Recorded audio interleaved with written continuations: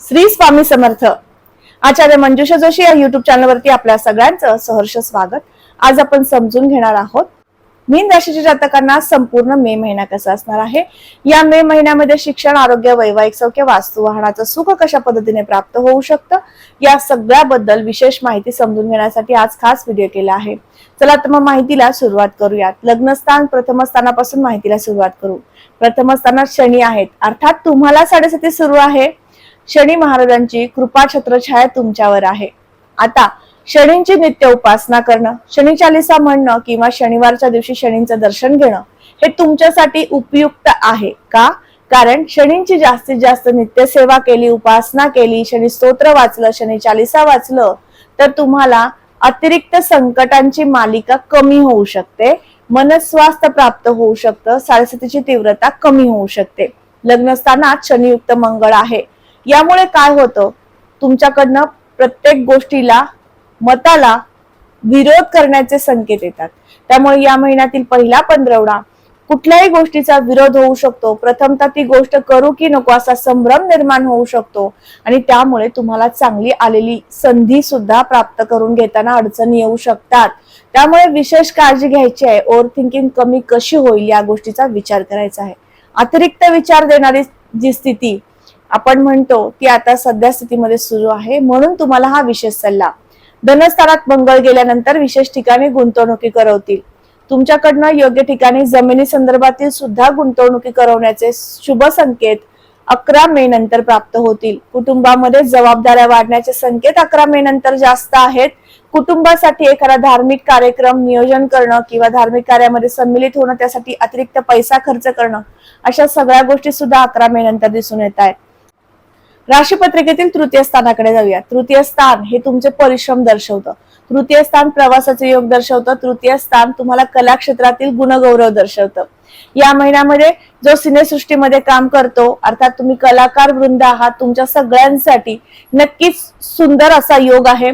या महिन्यामध्ये तुमच्या कलेला वाव मिळणार आहे, गुणगौरव प्राप्त होऊ शकतो. मीडिया क्षेत्रामध्ये काम करण्याचा उल्लेखनीय असा तुम्हाला कालावधी असणार आहे. पहिल्या पंधरवड्यामध्ये केलेलं कार्य त्याचा गुणगौरव निश्चित मिळू शकतो. त्याचबरोबर प्रत्येक कार्याची सुरुवात करायची आहे असा मानस तुमचा तयार होऊ शकतो. अशा सुंदर योगाने भरलेला प्रथम पंधरवडा आहे. दुसऱ्या पंधरवड्यामध्ये त्या कामाला तुम्हाला जास्तीत जास्त न्याय देण्यासाठी परिश्रम घडवणारा दुसरा पंधरवडा असणार आहे. दुसऱ्या पंधरवड्यामध्ये जो मीडिया क्षेत्रामध्ये कार्यरत असणारा विभाग आहे, अर्थात तुम्ही न्यूज रिपोर्टर असाल किंवा मीडिया कंपनीचे एखादे मालक आहात, तुमच्या सगळ्यांसाठी उत्तम कालावधी आहे. राशीपत्रिकेतील तृतीय स्थानावरनं भावंडांचं सुख पाहिलं जातं. या महिन्यात भावंडांसोबत पर्यटनाची संधी मिळू शकते. भावंडांचं सुख तुम्हाला उत्तमरित्या प्राप्त होईल. प्रवासाचे योग या महिन्यात वारंवार घडून येतील. राशीपत्रिकेतील चतुर्थ स्थान वास्तू वाहन सुखाचा आहे. या ठिकाणी गुरूंची उपस्थिती आहे. चतुर्थ स्थानात तर गुरु गोचर करतायत. वास्तू आणि वाहन खरेदीकडे तुमचा कल वाढू शकतो. ज्यांना वास्तू नाहीये, वाहन खरेदी करायचे, अशांसाठी सल्ला आहे या महिन्यातील दुसऱ्या पंधरवड्यामध्ये वास्तू वाहन खरेदी करावं. तुम्हाला उत्तम वास्तू, तुम्हाला हवी तशी वास्तू प्राप्त होऊ शकते. संकल्पित वास्तूचं स्वप्न पूर्ण होऊ शकतं. वास्तू वाहन खरेदीसाठी पूर्ण महिना उत्तम असणार आहे. मातृसुखासाठी सुद्धा हा महिना उत्तम असेल. पंचम स्थान शिक्षण, संतती आणि प्रणय दर्शवतं. या ठिकाणी येणारी कर्क राशी या महिन्यामध्ये या स्थानावरती कुठल्याही पापग्रहांच्या दृष्ट्या नाहीत. त्यामुळे प्रणय सुख उत्तम मिळेल. तुमच्या पार्टनरची साथ सोबत तुम्हाला उत्तम मिळू शकेल. राशीपत्रिकेतील पंचमावरनं शिक्षण क्षेत्रामध्ये कार्य करणाऱ्या शिक्षक वृंदांना सुद्धा हा महिना उत्तम आहे. या दरम्यान तुम्हाला काही कला क्षेत्रातील कोर्सेस सुरू करायचे आहेत तर नक्कीच करू शकता. गायन, वादन, नृत्य, संगीत क्षेत्र या क्षेत्रातले कोर्सेस तुम्हाला सुरुवात करायचे आहेत, कोर्स डिझाईन करायचे, यासाठी उत्तम कालावधी असणार आहे. विभाग मेडिकल क्षेत्रामध्ये शिक्षण घेऊ इच्छितोय किंवा कार्य करू इच्छितोय, अशा सगळ्यांसाठी 11 मे नंतरची स्थिती उत्तम आहे. कारण मंगळाची चतुर्थ दृष्टी पंचम स्थानावर येते. त्यामुळे तुम्हाला अधिक कार्यक्षम करतील किंवा त्या कामामध्ये तुम्हाला जास्तीत जास्त वेळ व्यतीत करण्यासाठी प्रवृत्त करू शकतील. अशा पद्धतीने उत्तम कालावधी आहे. प्रणय सुख या महिन्यामध्ये संमिश्र प्रमाणात मिळणार आहे. षष्ठ स्थान आरोग्याचं स्थान आहे. या ठिकाणी केतू उपस्थित आहे. सिंह राशीतनं केतूंचं गोचर आहे. त्यामुळे थोड्याफार प्रमाणामध्ये जुने आजार किंवा मागे कधीतरी तो आजार होऊन गेला होता, तो पुन्हा तुम्हाला आयुष्यामध्ये डोकावणं, त्वचा विकार या सगळ्या गोष्टींमधनं जावं लागू शकतं. परंतु फार मोठ्या प्रमाणात त्याची तीव्रता नसू शकेल। तसेच बीपी, शुगर, थायरॉइड असे काही आजार असतील तर त्याची आजाराची तीव्रता कमी होण्यासाठी तुम्ही जे काही मेडिसिन घेताय ते योग्य पद्धतीने दररोज तुमच्याकडनं घेतलं गेलं पाहिजे। या सगळ्या गोष्टींची तुम्हाला काळजी घेणं आवश्यक आहे। सप्तम स्थान जोडदाराच्या सुखासाठी पाहिलं जातं। या ठिकाणी असणारी कन्या रास आणि बुधांचं गोचर हे वृषभेतनं होणार आहे 14 तारखेनंतर। त्यामुळे तुमच्या जोडदाराच्या सुखासाठी पार्टनरशिप मधील व्यवसायांमध्ये उत्तुंगाशी भरारी यश प्राप्त करून देणारी स्थिती 14 मे नंतर दिसून येत आहे। त्याचबरोबर कुठलेही व्यवहार करायचे आहेत, आर्थिक व्यवहार, मोठ्या गुंतवणुकी करायचे, त्यासाठी सुद्धा दुसरा पंधरवडा उत्तम असेल।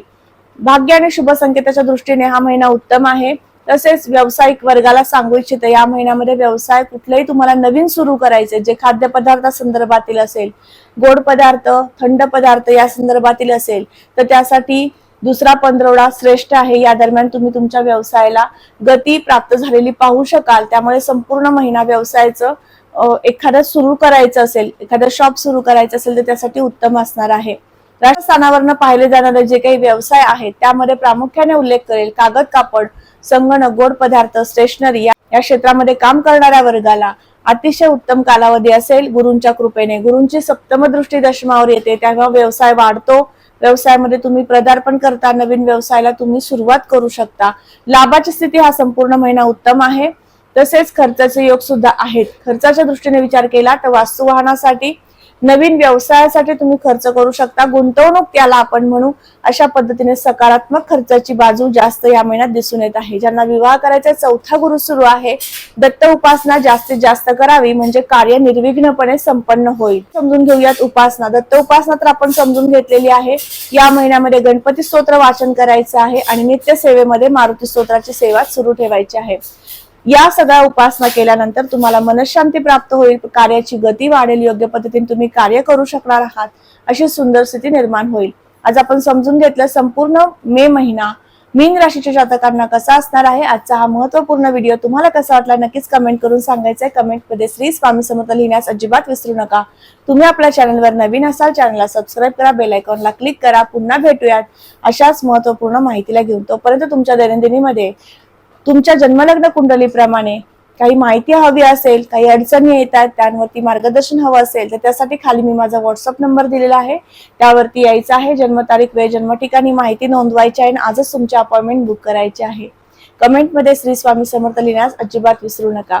श्री स्वामी समर्थ, जय जय स्वामी समर्थ, रामकृष्ण हरी।